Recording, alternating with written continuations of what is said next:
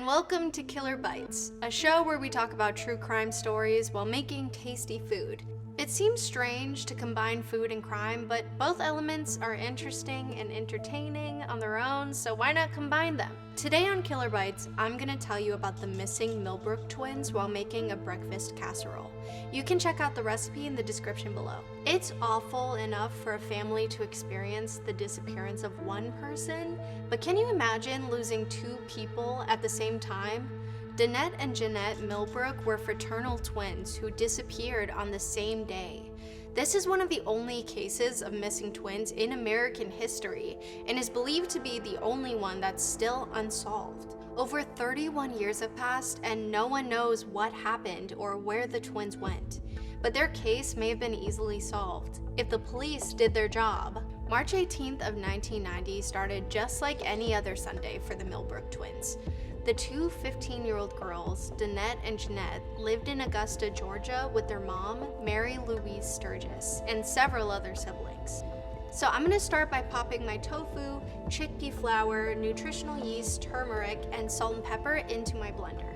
That morning, the family went to church, and after the service, Dannette and Jeannette walked to Church's Chicken to grab lunch for their family.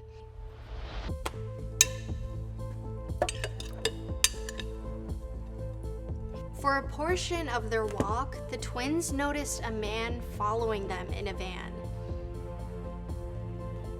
Once they made it home, they told their mom about the sketchy guy, but there wasn't really anything anyone could do about it. So the family had recently moved to a different neighborhood that was a bit further away from the twins' high school. This meant they would need to take a bus to school, which cost money. Mary was a single mom who did her best to make ends meet, but she just didn't have the extra change for Dannette and Jeannette's bus fee. So the girls set out for their godfather's house in hopes he'd be able to give them some money so they could get to school. Their sister, Jessica, asked if they wanted her to go with them, but they said no. For whatever reason, Jessica just had a bad feeling. Something wasn't right. Dannette and Jeannette left their new home in Cooney Circle that afternoon and headed for their godfather's house, which was about 2 miles away in their old neighborhood of Bethlehem. When the girls got there, they asked their godfather for money. He handed them $20, and shortly after that, they left. Before heading back home, Dannette and Jeannette stopped by their cousin Juanita's house. They asked Juanita if she wanted to walk over to their house with them because it was getting dark. Juanita asked her mom, but she said no because Juanita would see them tomorrow. Devastated, Juanita went back to her room and cried herself to sleep. She just wanted to go play with her cousins. After leaving Juanita's house, the twins then went to their oldest sister's house to ask her to walk back to their mom's house with them. But she wasn't able to walk back with them because she had recently given birth. So Dannette and Jeannette left and decided to stop by the Pump and Shop gas station for snacks before finally making it home. That's the last time they were seen.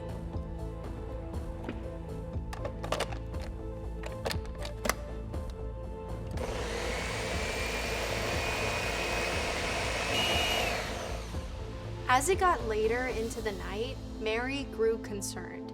She didn't know where her girls were, and no one had heard from them in a while, so Mary called the police to report Dannette and Jeannette as missing. It wasn't like her daughters to not come home like that, and she knew they weren't with any of their relatives or friends. But the police told Mary she needed to wait a full 24 hours before filing missing persons reports. I feel like the first 24 hours after a disappearance is a pretty important period though, because after that, there's no telling if the girls were taken out of town or held hostage in someone's home or something. Like, the police should be out there looking for these girls while things are still fresh. The Millbrook family complied with the police's instructions and waited to file missing persons reports until Monday night. But they were conducting a search of their own, which included canvassing the neighborhood and calling relatives and friends. The last person to have seen them was the gas station clerk, Gloria. Gloria knew the girls very well and remembered them coming in that evening to buy snacks and drinks. Something to know about the neighborhood the Millbrook Sturgis family lived in is that it was a food desert. There weren't any grocery stores in the area with nutritious and affordable options, which is why the girls probably stopped at the pump-in shop. Anyway, Gloria said the girls acted normal. She said she was ringing up another customer, and when she looked up again, the girls were gone.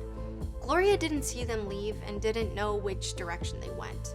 So flyers were posted and the family pleaded with the town to help locate Dannette and Jeannette and bring them back home. Dannette was last seen wearing a white Mickey Mouse shirt, white pants, and black shoes. She was 5'6", 130 pounds, and described as having a bow-legged gait. Jeannette was last seen wearing a white turtleneck, blue pullover, tank shirt, white stockings, and white sneakers. She was 5'4" and 125 pounds. Both girls had shoulder-length jerry curls, pierced ears, and scars on their stomachs from a surgery they had right after they were born. Another thing about the Millbrook twins' appearance is that they were black. The way the investigation was handled has been heavily criticized due to racial discrimination. The investigators did a bunch of shady things and were very passive in their efforts, which a lot of people think was because the victims were from a low-income black family. That part makes me so mad. Like, I don't know who these cops think they are, deciding whose lives are more important, but it's really fucked up. So as I mentioned earlier, the police made the family wait a full 24 hours before reporting the twins as missing. But even after the reports were filed, the detective assigned to the case didn't come out to collect statements from the family until later that week. And once he did, he told the family that Dannette and Jeannette probably just ran away, but didn't have any real evidence to back up that claim. Other than the statistics that most teenage kids who are reported missing have run away from home and return within a few weeks. But the family insisted Dannette and Jeannette weren't the types to run away. The twins' little sister, Shantae, even stated anybody that was our color was a runaway, meaning the cops often categorized missing persons cases involving black people as runaways without sufficient evidence. Dannette and Jeannette were good girls. They never tried to leave home in the past and never really got in trouble in school. So now I'm gonna assemble my casserole with hash browns, mushrooms, onions, garlic, spinach, red bell pepper, and my soy mixture. There was only one instance at school where the twins were bullied by some of their classmates at a bus stop who made some shallow remarks. When the detective found out about that, he was all like, yeah, I bet the twins just ran away after they got bullied.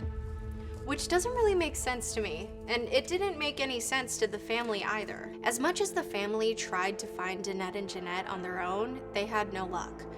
The general consensus is that the girls must have been abducted, and there's no telling who did it or where they took them. I will say that whoever did it was bold and confident. Not many criminals would attempt to abduct two people at the same time like that. But Dannette and Jeannette had an inseparable bond, as most twins do, so it wasn't like they'd leave the other if they got the chance. In April of 1991, which was a year and some change after the girls' disappearance, the detective on their case came back around to the Millbrook Sturgis house. Sadly, he didn't stop by to report any hot leads. In fact, it was the opposite reason. He told them that the case was now closed. The family said they were told this decision was made because the girls would have just turned 17, which meant they could no longer be forced to return home, according to Georgia state laws. But the detective claimed that he was told by a juvenile case officer that the girls had been found. And he didn't think to follow up with this alleged discovery? I'm starting to think this detective should choose a different career path if this is the way he's handling a case involving two missing teenage girls. It's just terrible. Something else that really makes me mad about this case is that the cops misspelled the Millbrook's last name as well as Jeannette's middle name. And it's maybe not as big of a deal in the initial police report, which has apparently gone missing now, by the way, but the misspellings were applied to all of the case files and databases, including the Charlie Project and the National Center for Missing and Exploited Children, or the NCMEC. Speaking of the NCMEC, the twins' file in the database was closed in 1993. That's only supposed to happen when a case is solved, which, as you know, the Millbrooks case was not. And get this, in order to mark a file as closed in the database, the police would have to directly contact them. How shady is that? The NCMEC has the documents that show who contacted them about the change and when, but they won't share that information with the family. So if the authorities went out of their way to mark the case as closed, it was like they were trying to silence what was going on. But why? Was the detective frustrated by the twins' family wanting answers? Were one of the officers involved in abducting the twins? It's unclear, but it's concerning and frustrating, to say the least. Not only was Dannette and Jeannette's case silenced by the law enforcement, but it was also kept on the down low in the news. Their case didn't get much publicity, and any publicity the case did get, it was labeled a runaway case. The family didn't have many friends in town and didn't have the money to hire an investigator of their own, so they were left to fend for themselves and try to put an end to the rumors. This is just heartbreaking. It's bad enough that they're dealing with the loss of 2 family members, but now they have to fight off haters? They can't catch a break. In January of 1993, the body of an unidentified black female was found near Augusta. It was theorized that the victim was slain sometime between 1990 and 1992, so it very well could have been Dannette or Jeannette, as the timeline matched up. But the detectives on the case told the Millbrook Sturges it wasn't the body of either twin, although they had absolutely no information to back that up. And when a facial reconstruction was made of the unknown victim, the twins' family thought it looked a lot like Jeannette. It was later determined by a private investigator that the remains were not a match for one of the Millbrooks, but honestly, it's hard to believe anything the authorities say about this case. Over the years, the Millbrook Sturges family continued to hound the police about helping them find the twins. One of the many explanations the investigators gave the family about the case being closed is that the twins were taken from their home, placed in foster care, and later adopted. Mary was like, they most definitely were not taken from my home and adopted. And then the cops were like, oh, sorry, we got you and your kids confused with one of your relatives whose kids were in the foster care system. If you're like me, you're probably thinking, can we fire these guys and hire a brand new set of detectives? And thankfully, that eventually happened, but not until 2013. After a new sheriff was elected in Richmond County that year, he decided to reopen the case due to the many discrepancies in the initial investigation. In an official statement, the sheriff said, "We think a terrible injustice has been done for the last 20 years. For some unknown reason, they were removed from the system, but there's no report indicating why they were removed. So for the last 20 years, they have not been in the system." He stated plans to take a new look at the case and hopefully right the wrongs made in the past. Hallelujah! Finally an officer who's willing to do their job without prejudice. In reviewing the case files, Sheriff Richard Roundtree realized how badly the original detective handled the case. In his words, the initial closing of the case was unsettling. The detective only questioned a few people and placed most of his assumptions on a statement from a student at the high school the girls had gone to for less than a year. The juvenile probation officer who got involved in the case was friends with Mary and dealt with a lot of troublesome teens in the area, so he felt like it was his duty to help. The extent of his assistance was knocking on some doors and asking a few people in the neighborhood if they knew what happened. But in all of the detective's reports, he would blame any faults on the probation officer, most notably the claim that the twins had been found and the case would be closed. The probation officer has since passed away, so there's no way we can ask him for the truth, which means the initial investigation was based primarily on statements of hearsay from an extremely unreliable detective. After Sheriff Roundtree looked over the files, he sat down with the twin sister Shantae, who has been heavily involved in the case since day one. He told her all about how awful that first detective was and seemed to be committed to getting answers about what happened to the twins all those years ago. But over time, the case seemed to have gone cold again. The sheriff's office cut off contact with Shantae and her family. They hadn't released any more statements regarding the twins' case and didn't jump on board to support the reward fund that was posted. At this point, the Millbrook Sturgis family just didn't have the means to go out and hire a private detective, so they were at the mercy of the sheriff's office and any individuals and organizations that stepped forward to help.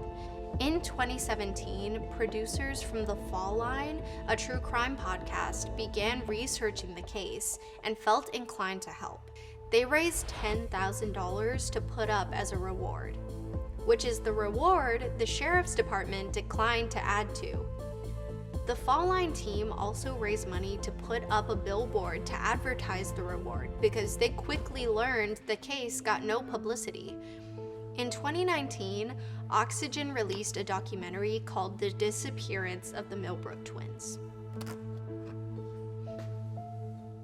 In the documentary, the abduction theory was explored, but there was a new theory presented, that the twins were picked up and brought to their dad's home. So the girl's dad, John Millbrook, apparently never wanted to look for his daughters or get involved in the case. He even told one of the other Millbrook girls to tell the police he was deceased if they came around her place to look for him, which isn't the response most men whose daughters have gone missing would give. So does that mean he had something to do with their abduction? When the case was reopened in 2013, John refused to give any DNA samples and tried to prevent his oldest daughter from doing so too. He also told her to change her phone number, which makes me believe he was definitely trying to hide something. In the more recent years, some guy in prison claimed to have information about what happened that day. He said there was a big party at John's house that day involving a lot of substances, and that's where the girls were last seen.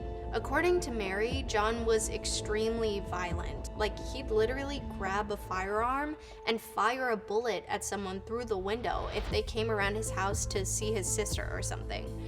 So maybe Dannette and Jeannette came around wanting to visit their dad or ask him for something and he knocked them out. It's just hard for me to wrap my brain around the fact that someone would do something so awful to their kids like that. John has since passed away, and the sheriff's office has yet to announce if he ever was a suspect. Another person who some people suspected to be involved was a dude named Joseph Patrick Washington. He lived in the neighborhood and had a super extensive criminal background involving abducting and harming women, most of whom were black teenagers and young adults with shorter hair. Joseph drove past the pumpkin shop to get to work, so it's possible he scooped up the girls that night, and if that's the case, he probably snuffed them like most of his other victims. In 1995, Joseph was punished with 17 consecutive life sentences in jail and faced lethal injection, but before that trial began in 1999, he passed away. So it looks like we'll never get closure with that theory. Which leaves the only other theory of the man in the van. If you remember, Dannette and Jeannette told their mom about some sketchy dude following them in a van earlier that day. No additional information has been found about this man, but I find it extremely odd that the day they were followed by him is the same day they disappeared for good. As of now, Dannette and Jeannette would be 46 years old, and their bodies have yet to be discovered, so it's possible they could still be alive somewhere, just waiting to be found. In 2021, enough funds were raised by a nonprofit organization to hire a private investigator to work on the case of the missing Millbrook twins. It seems like some advances have been made in the case, but the specifics haven't been publicly released to not disturb the investigation. The family appears to be happy with the investigators' work and hopeful to find answers. Gosh, I sure hope they can get some closure after all those years of being silenced, gaslit, and led astray by the police. One time, Mary did an interview with the news station where she said, "I ain't gonna give up on them. But every time you think you got somebody to help and you think you take a step forward, you gotta take a step back. I don't think they think my children were important enough to go out and look for. Isn't that so sad? No mother should ever have to go through that after the nightmare of losing not one, but 2 children.